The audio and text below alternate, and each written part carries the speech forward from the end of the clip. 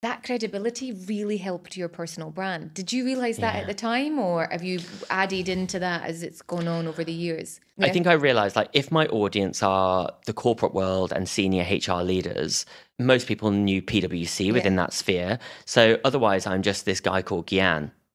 Whereas actually, if I'm Gian, an ex-Deutsche Bank and PwC employee, okay, that means one, he's credible because they trusted him to hire him. Two, obviously, he's got some understanding of the corporate world. He's not just coming in and providing another HR learning solution. So it really, really did help.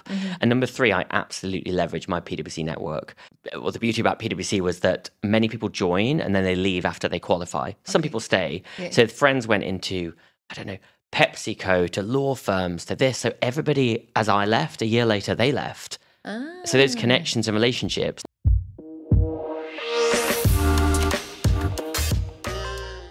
Welcome to the Kelly Lundberg Podcast again. It's great to have you here. Great to be here. Thanks for having me. And welcome to Dubai. I know. Is this your first time? I feel like I've seen on your Instagram you've been before. So I have. Well, I first came here, I think, 2003. So like over 20 years ago. Oh, wow. But okay. I don't live here, though. So I just like escape London, get a bit of sunshine. But it's good to be back. Love it, love it. So what brings you back this time? This time we've got quite a large project going on with Atlantis Resorts over here in Dubai, which is exciting. Yeah. So in and out for a couple of days, various meetings going on, but always get a good buzz, good energy when I'm. It's got definitely got that. Dubai has this can-do attitude. I think in the entrepreneurial space, there is just this energy where people just want to go for it. So I first came across about your story and what you were doing was on Emirates Airline.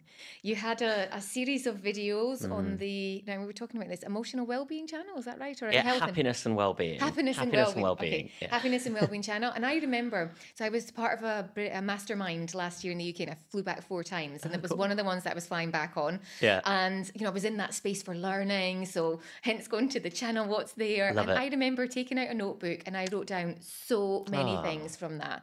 So thank you for sharing your knowledge. Can you tell everyone, because they're like, okay, so what does he do? We want to know. Do you want to fill everyone in a little bit more about, who you are and what it is that you do and who you help? Yeah, sure. I'll tell you what we do today, and then I'm sure we'll go into the journey a little bit of why I do what I do. Yeah. So today I'm the founder and CEO of TLC Lions. Lion is mine and my father's middle name, which will make sense in a moment, really, of why that's the case. And really what we do is we design and deliver some of the world's most powerful learning programs for corporate organizations. So whether that's a one-day program or a 2-year-long program for leaders, managers, new joiners, through our trainers, we have about 80 of them around the world, known as our Lions. And they're really bespoke. They're really interactive, very different, and work with so many different organizations, about 300 around the globe. I'm based in London, but we work globally. Yeah. And I love what we do. Behind it is purpose, it's impact. And what's unique really is it's all about storytelling. I love that. So maybe then let's take us back into how did you get into the space that you're in? Yeah, I mean, if we sat down 10 years ago, Kelly, if you told me the space that I'm in, I'd thought never, how am I going to end up in storytelling? However, let me take you back. So I suppose growing up, I always loved entrepreneurship. I set up my first business when I was about 13, 14. What was it doing? Well, the first one was around making soap. Super random. Now I've got my niece doing the same business, how many years on? She's up in Scotland. And then the second one was around DVD manufacturing. Again, it is not sexy, exciting, but there was a gap in the market. Yeah. And talk about branding. I leveraged as a 14-year-old, free newspaper press. Because I was like, I'm just a kid, get me in the papers. Anyway, did that until the niche died out. Got to 16.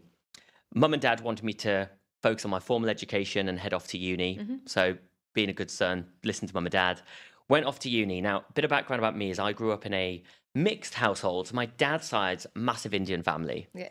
Mum's side, white British from the northeast of England, couldn't be more opposite. But it always annoyed me because I could never speak another language. And I was around Punjabi being spoken all the time. So went off to uni and I studied international business with German. The Indian lot didn't really see the German come in, but I was like, it's going to be good. It's going to be powerful for my career. And at the time, I loved finance, economics. So I started my first job, really. I was at Deutsche Bank over in Germany. Then after that, I joined PwC, so PricewaterhouseCoopers in London.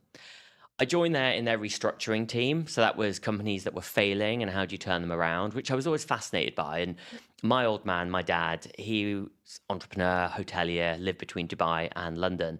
And he always said, son, get a good qualification under your belt. Yeah. So I thought, right, I'll do my accountancy qualification. Yeah. Didn't necessarily love it, but I thought I'd do it.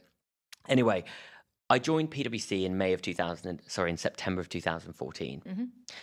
And I suppose when I joined that, I was very, very numbers driven, very competitive, still am a little bit. But if somebody mentioned, Kelly, storytelling, well-being, I didn't really think about it. Yeah.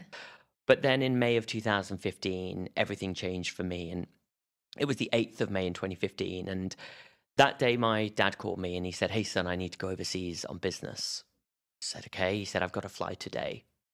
It was quite last minute, and basically off he flew. And without going into it too much, my dad flew to India for a week of business. But a day went by, 2 days, and I didn't hear from him. And we used to speak every day. And after a few days, the worry escalated, and I just thought, where is Dad? I just hoped, prayed that he would get on that return flight, and he never got on the flight. And that afternoon, I ran to the police station from my office in London, and I declared my dad missing. And for the next 3 weeks, Dad was missing. I declared it here in the media in Dubai, where he was living, in London, all around the world, before a few weeks later, I was about to go live on BBC Worldwide News, and I got a phone call, and somebody had confessed to murdering my dad. Wow. And my life then, I was 23 at the time, and it pretty much changed forever. And I'm happy and I can talk about everything there, but in short, I took 3 months out from work to lead the murder case. And one thing I started to notice, though, is after 3 months, I went back to work. I wanted to, and they were so supportive to me. And I never forget that. You talk about personal branding of leaders, like you never forget those who are human and were there for you. But when I went back to work that day, I started to notice some things differently. I looked at leaders, those who told their stories. Like I vibed with them more. Like I looked up to them, and I was far more productive working for people who were human and would share their personal story. Now, my story was in the media. So now I know this from a neuroscience standpoint, but you share your story, people will share more about you, about them with you. This went on for months, and I started to notice, wow, this storytelling is really powerful. Like we need workplaces that are more human, because there's so many that aren't, let's be honest. And so fast track, a couple of years, I decided to leave PwC and to launch TLC Lions, Lion being mine and my dad's middle name when it's Singh translated. So that's been the journey, really seeing the power of storytelling. And I started to study it, and then I saw, wow, it's not being used in the corporate world, but it's so powerful that I'm sure we'll get into. What was the feedback from people then, you leaving corporate and going, let me go and talk about storytelling? Because you understood the power of it, but other people maybe didn't. What was the feedback? Yeah, I mean, at the time, and I remember reading Tim Ferriss's book, Tools of the Titans, at the time. I was trying to read anything to get some inspiration outside of my office. Don't get me wrong, I love some of my co-workers at the time, but there are a lot, as Tim Ferriss talks about, like your red team. They see the negative in everything. They see the risks. They don't cheer you on. I don't have many people like that in my life anymore.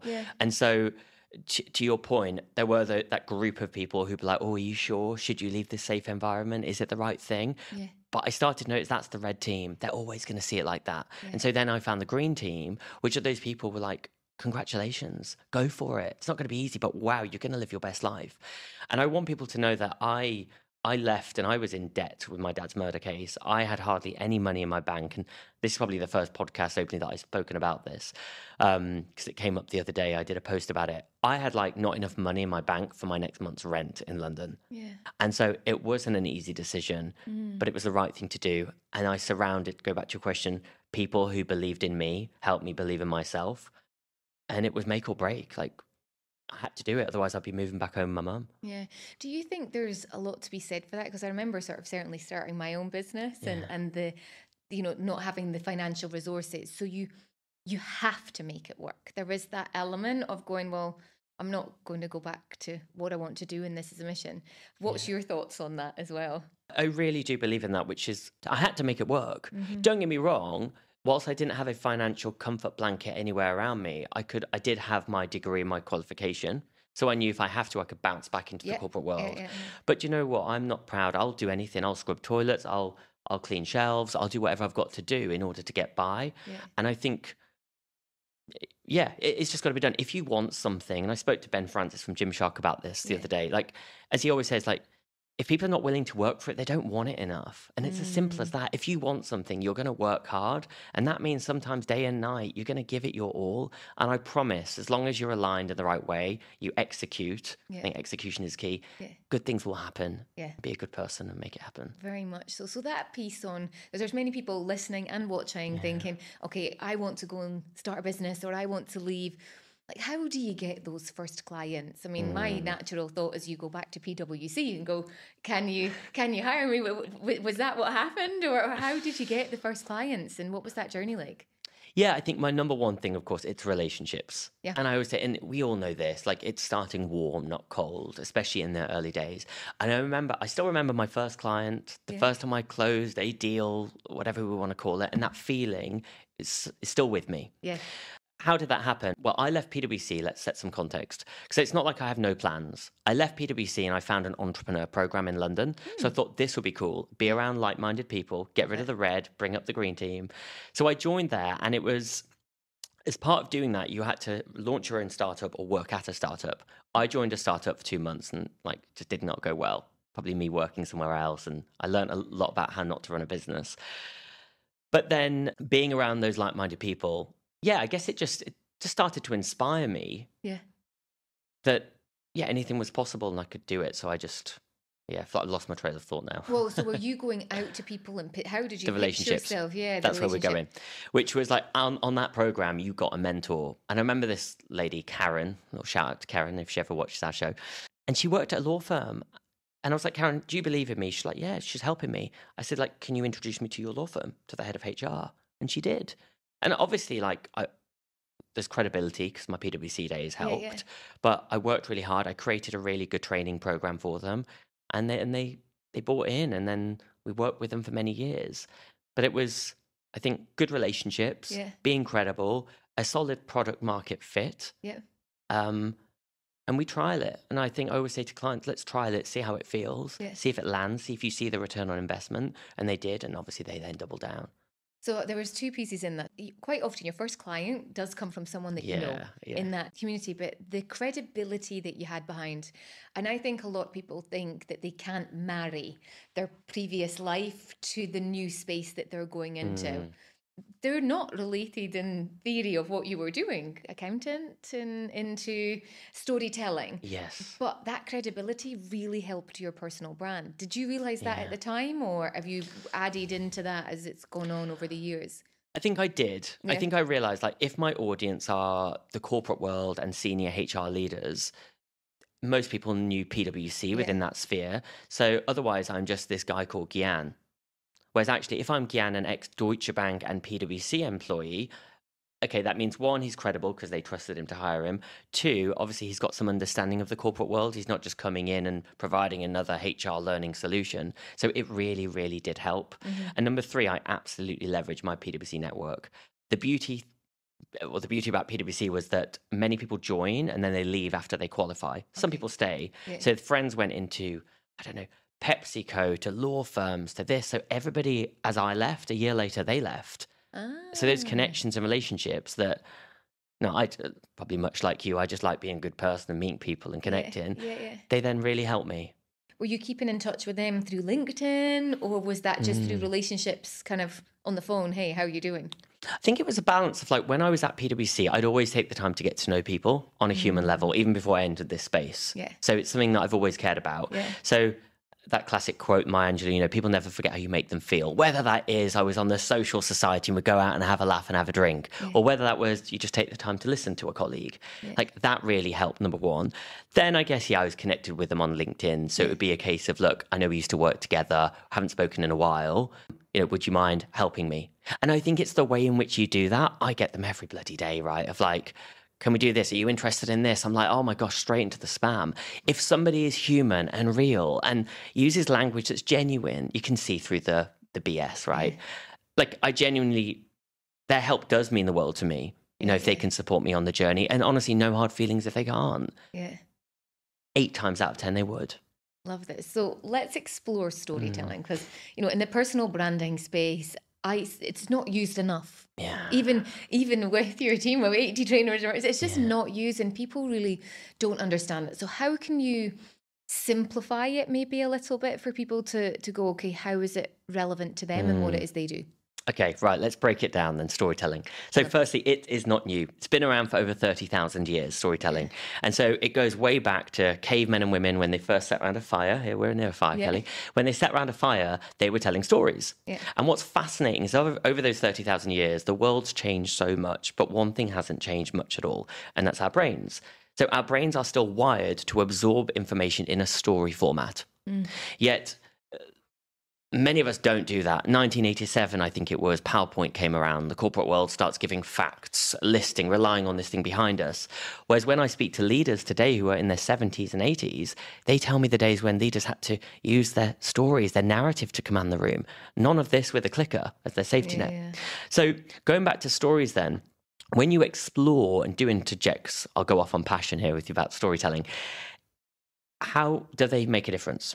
Well, some research from Stanford looked at this, like how much more memorable is the stuff that you share, whether that's your personal brand, your information about your product or service, when you tell a story. And they found that it was up to 22 times more memorable. So not just twice as memorable, 22 times somebody is more likely to remember you, your personal brand, your product, your service, whatever, if you tell a story. Now, the only other thing, and I won't go into a science lesson, but I think it's relevant to know if people are thinking, oh, what's this storytelling? There was an experiment that was done over at Princeton University, a guy called Dr. Yuri Hassan, and he wanted to know when we communicate, especially through stories in different ways, what happens in the brain? Does it make a difference? And it is fascinating, and if people are interested, they should watch the video. What he found is that when, for example, you share who Kelly is and you share this is who I am, as you share that, the neurons in your brain, they pick up. Every feeling, thought, emotion about Kelly and who you are will come to the forefront of your brain, and that's how you'll express yourself. But what's fascinating is me as the listener then, the neurons in my brain are picking up, because I'm trying to feel, get to know Kelly a little bit. The neurons not only pick up, but they mirror. Why that's powerful when it's through a story is then if I go out of this room and I speak to 5 friends, I met this wonderful lady called Kelly, and I was on a podcast show, I will share your story with them. I'll share it. My neurons will pick up exactly the way that you shared your story. That's how powerful a story is. So one story can create a ripple effect all around the world if you tell it in the right way. But most people will just say, hi, my name is X and I do this, this, this. They don't focus on why they do it and they add no emotion. And they're scared. I think people are scared to tell their story, the vulnerability aspect, I think, or they don't know how to. I think there's a balance. I meet some people who say, I don't have a story. I mean, we know that's rubbish, but it's okay because we'll work with them to say, let's unpick your story. And that's, you know, some of the stuff that's on Emirates, which is like helping people to look through their life and understand their story. So I think 1, it's taking time to understand what is my story. 2, then it's thinking, how has that story, or should I say moments in your life, shaped who you are today? Why is your personal brand the way it is? There must be a moment. Now, that could be a moment when you were 8 years old, when you were, I don't know, fascinated by aviation. And that's why you're an aviation geek and that's what your brand's about. Or is it that when you were 15, you had a love for art? You just loved art and that made you an artist that you are today. You need to bring in the personal narrative, the emotion, and also be vulnerable. People can be scared of that, but do you know what? Who cares? Emotions are real. And like, if somebody has an issue, like I'll cry on stage, I'll cry. We're off cue, but like I could cry now and I'd be fine with it. I don't know, that's who I am and that's my brand. So I think if we're not authentic. So how does it work with CEOs and maybe their reluctance to be vulnerable? And how do you get them to open up and see the benefit in it? So I think, switching to, I suppose a lot of the CEOs we work with might be of big brands and global organizations. So, you know, they tend to be, let's say they're slightly older, certain demographic. And I do get people who are like, well, what's this storytelling business? So one, what we're about is I focus on the business first. So how is storytelling going to enhance their business productivity, their bottom line, their growth in a particular region? And so I have to really start there. What is the return on the investment of the cost and of their time, most importantly? Once we've done that, then helping them unlock their story, I really have to ask them to go with the process. One thing about us at TLC Lions, we don't do like 3-day long workshops. A lot of the things we'll do, even with CEOs, I'll do 20 minutes. Like obviously to do that, we have to be heavily prepared, really read the room very quickly of the CEO, help them go through their whole life in about 10 minutes. Wow. It's not easy. Yeah. And then make sense of it as I'm listening to then play back to them, look, this is a good example of a narrative, why I think you do what you do. And then for them to be able to incorporate that into their story going forward. Exactly. What's the next step in for that? So the next step generally, so that's an example of like quick, short and snappy, but generally speaking, there's a 90-minute workshop that we do. And again, this is on Emirates as well, the storytelling experience. And it takes them on a journey into their life, but then it looks at why are they the leader they are today? So let's say we had a room of 20 CEOs. They will go back to their childhood. They'll go to their teen years, their first job, why they joined this organization. Moments that they probably never had the time to pause and think about. But when we ask them these thought-provoking questions about the leader they are today, it really joins the dots.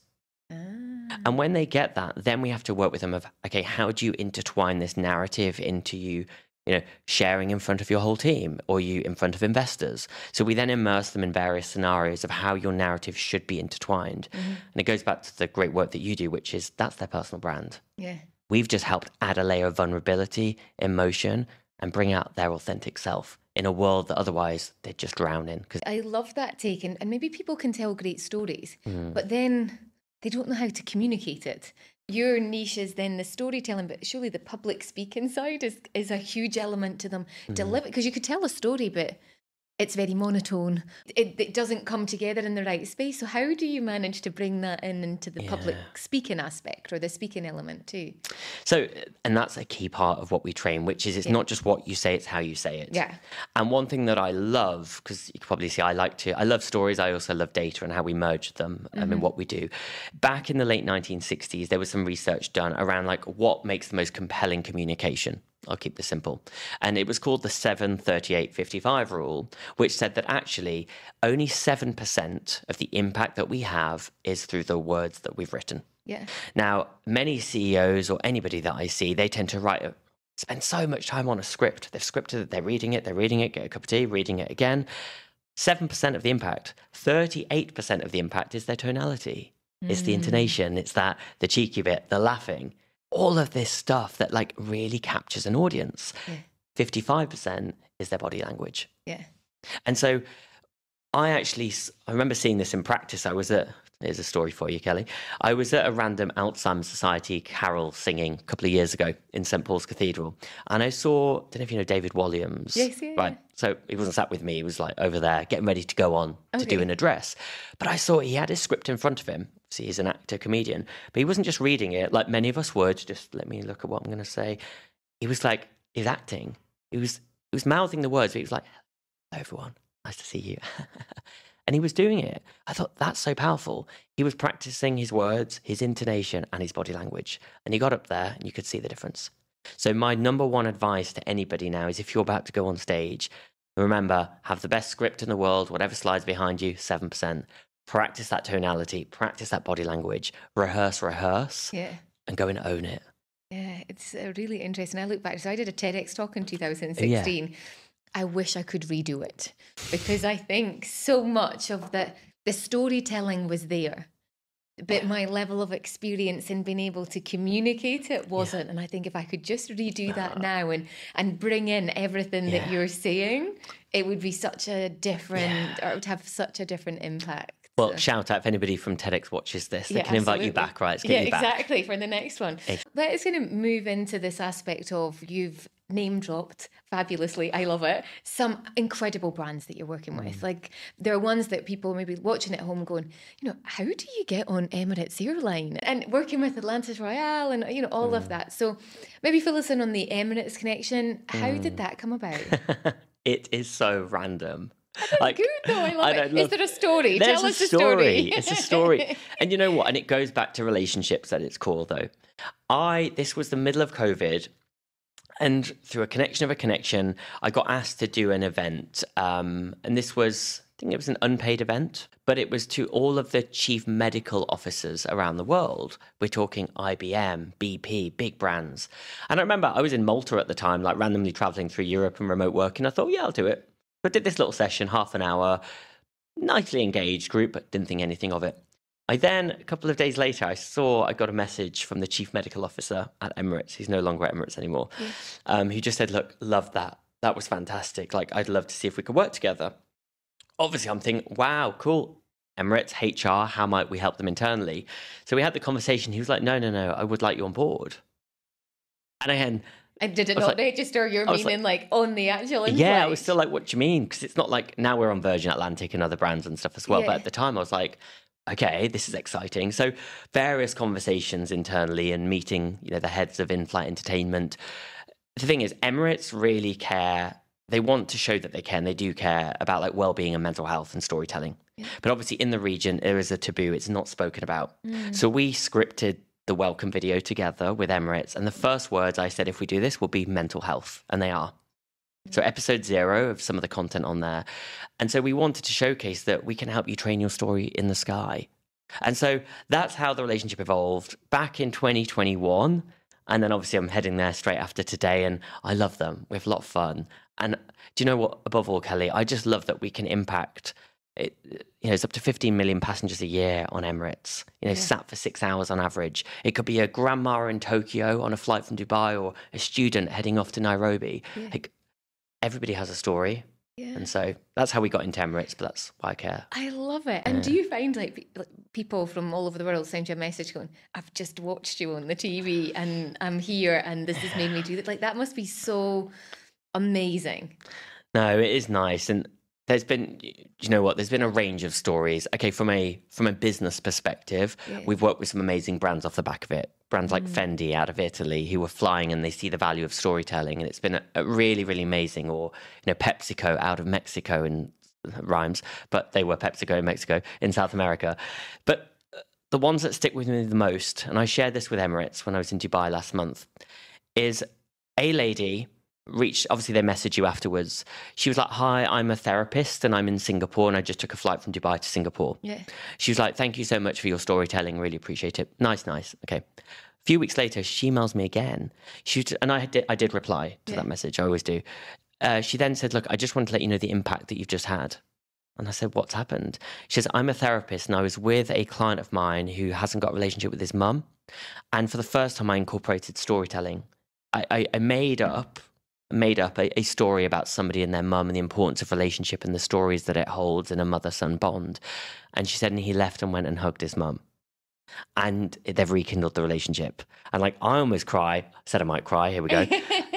And I shared that with Emirates. And those are the stories that we care, because yes, it might have been my content or our content, but Emirates enabled that and be able to touch the hearts of somebody and their mum to make a connection. That's what I think the ability of your personal brand can do, the ripple effect that goes on from that. Yeah. So when I asked you to come on board and come and talk about storytelling, and you'd said, I've got so much to say about personal branding, because I said, I want to hear more about your story and what it is that you do. But why do you see so much value in personal branding? I mean, that might seem a bit obvious, but there's still people out there that are like, I don't have a personal brand, or I'm not doing anything about it. So I'd love to know your take on it. I think, look, everybody has a personal brand, whether they like it or not. And as we shared before, it's you sort it out or Google's doing it for you anyway. So whenever anybody is going into a meeting these days, you Google them, you LinkedIn them. That's the first impression. You get one chance to make a first impression. That's the impression you've made. So especially if you're a CEO or a founder, you need to make sure that's strong, it's credible, it's showcasing your expertise, your skill set, your values. Because if it's not, or in particular, if it's showing something completely different, there's a mismatch in who you are. So when you then go into that meeting or that pitch or that sales meeting, you're going to have to fight for other credibility. If it aligns, wow, it's even easier because half the job is done.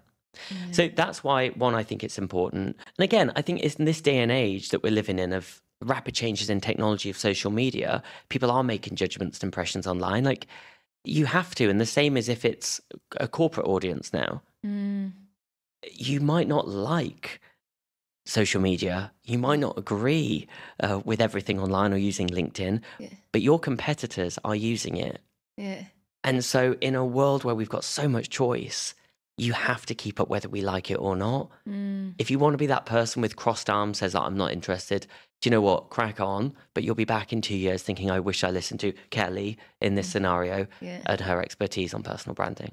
How do big companies then manage to make people personal, and bring the personal branding in? Because I think there's so many of them not doing it. And what would be your tips or ideas or thoughts for a big company out there that go, oh no, I should be doing this, but how do you make a big brand personal? I think the first thing is, if I was a big organization, where do I start? Because obviously they have a budget. Where do I spend this budget? Am I going to spend on my personal brand of every employee? That would be lovely, but let's be realistic. I'd start on obviously my client-facing employees. Yep. So who within my team is actually customer facing or client facing? Sales teams, I think, obviously in particular. So I think I'd start with them. Now, for me, I'm a big fan of aligning what is the product and service, what is the business goals and ambitions, and what is the personal brand of the individuals here. And I think merging them together, because then there's a clear ROI, not only for the individual as a learner, but also for you as a business owner, head of HR, head of learning and development, to see actually there is a business need. Yeah. If your people understand their brand, but also not only what they do, but why they do what they do, and then we link it to your organization, my word, you will see the ROI in every single sales pitch. That's so interesting from the perspective of people maybe not actually understanding that, but when you put it down, because people will say ROI, there is no ROI in personal branding. But I see it, you see it in that space. There absolutely is. It's just how you look at it in the results perspective. Yeah, exactly. So what are some of the things that you're working on in the future? What's in the pipeline? I think you can maybe talk about. Yeah. So we've got a lot going on with Emirates, whilst I'm here today and in the coming months and years with them. So new content coming on board. There's obviously a growing trend to learning in the sky. So really excited. Yeah. Well, it's such a condensed space. Honestly, 6 hours, you are like captivated. Yeah. And obviously you can sit and watch movies, eat, which I also do, or watch TV, but like people want to learn. Yeah. And so like, we're working on some new and exciting content that's learning in the sky, but in the way that we all learn today, which is short, snappy, powerful, bite-sized. So that's coming. Obviously, future seasons of my podcast are coming on board as well. Yeah. And we've got further launches with Virgin Atlantic that are coming up, new content going on there.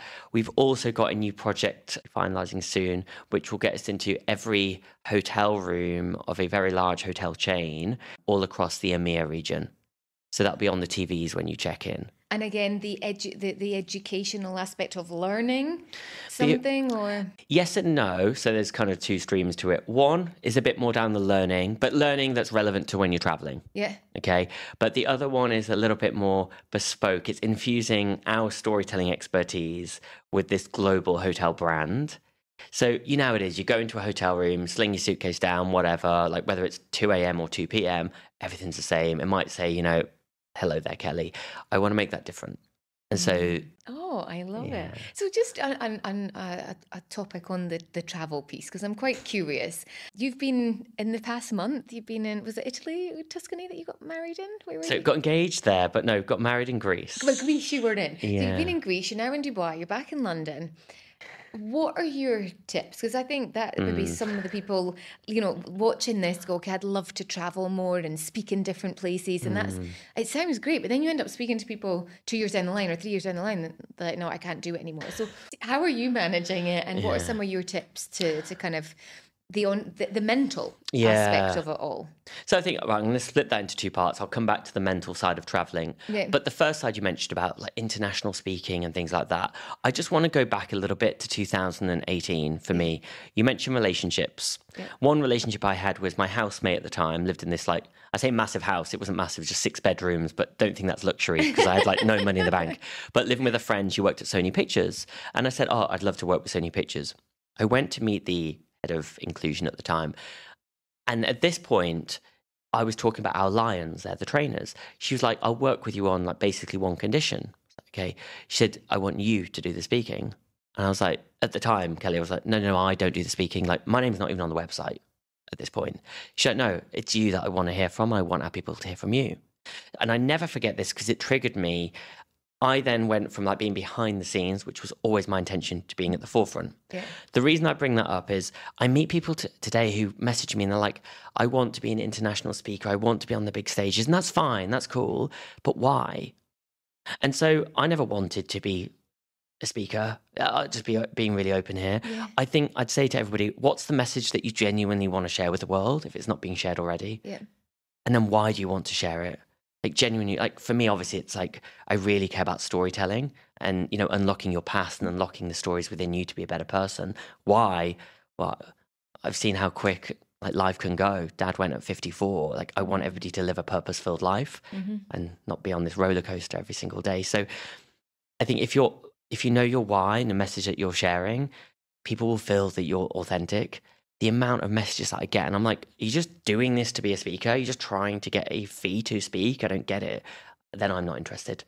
That's my first thing. So I'd say then the opportunities will follow you if you're authentic and you've got your message, and it'll be international before you know it. Yeah. Traveling. Cool. Love to travel, obviously. Yeah. Back in Spain next week. Then we're going to Dubai and then New York. And it's all over. It is intense. How do I handle it from a mental approach? One, I've got to know myself. So I look after my diary very carefully. I know when my energy is at its highest. What do I do best on a plane? When I land, how do I feel? And I know part of my team know exactly how I travel and how to help me manage my diary, number one. Number two, jet lag. Yeah. I had to learn to fight it. Yeah. I mean, this is going to go very tactical now, but as soon as I get on board an aircraft, wherever my destination is, I change all my devices and my watch. Yeah. So I'm mentally in that mode. Yep. Before I get on the plane that day, and even the day before my travel, it's hard to explain this, right? But you can imagine, like, if I'm flying this way, so if I'm going London to Dubai, that day I knew I was taking the night flight, so I had to be really tired. So no caffeine that day before I took the night flight. And the night before, I even had a bit of a, not deliberately, disrupted sleep. So I didn't go to bed too early because I needed to feel tired. So I was. If I'm going the other way of the world, then I know that I can like have my caffeine, stay up.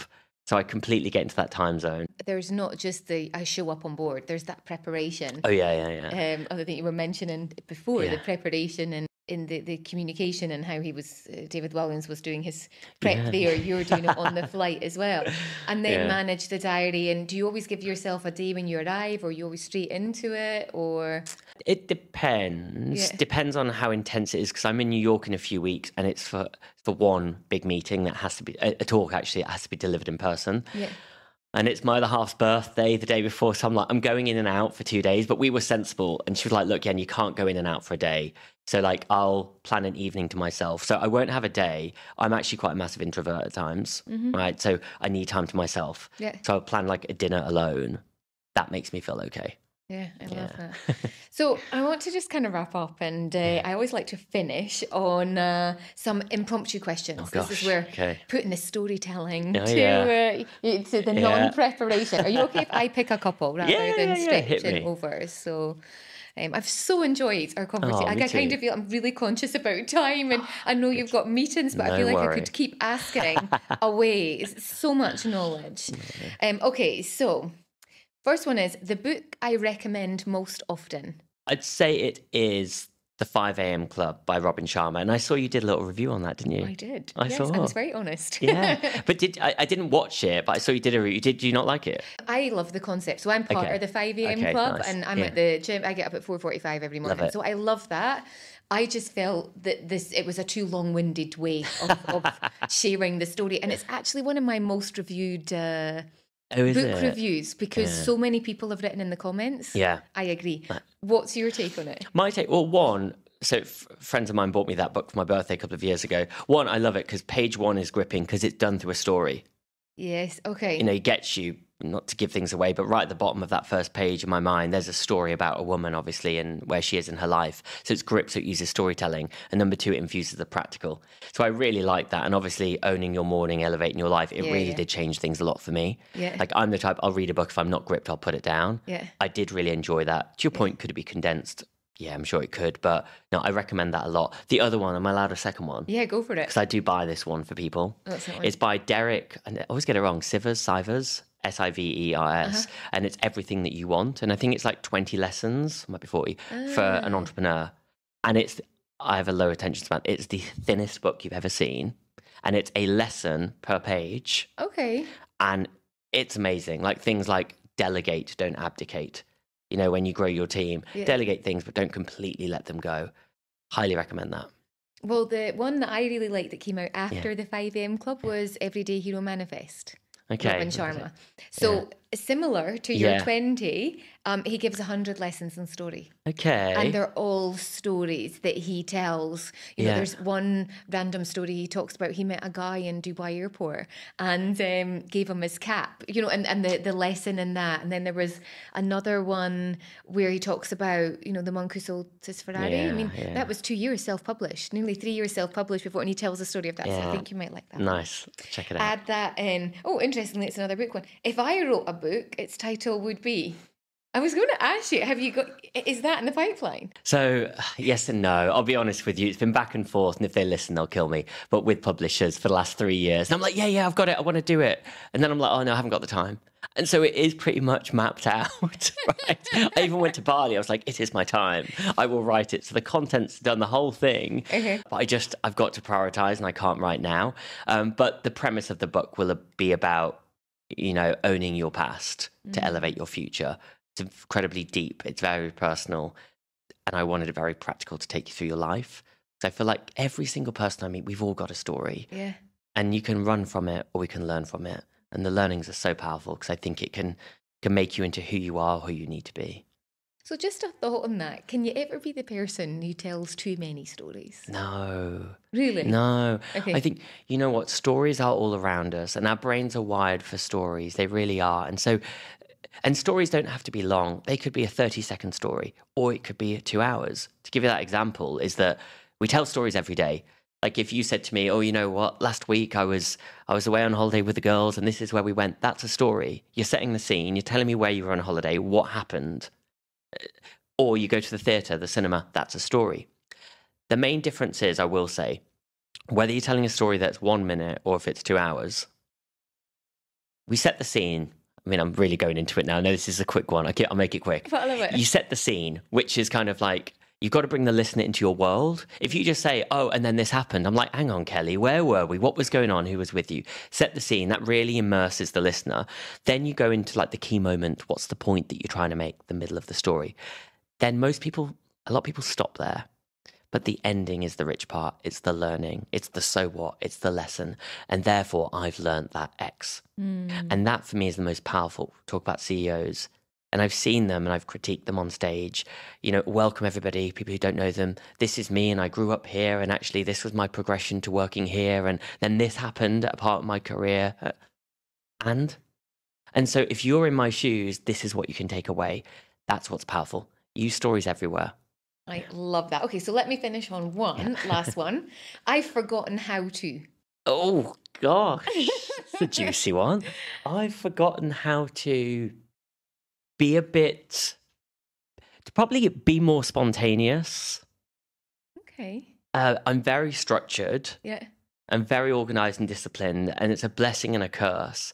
Because I wake up early like you, that means that, you know, I will say no to a lot of things that probably could be fun and could be interesting. Don't ask me if it's after 8 p.m. Honestly, this is it.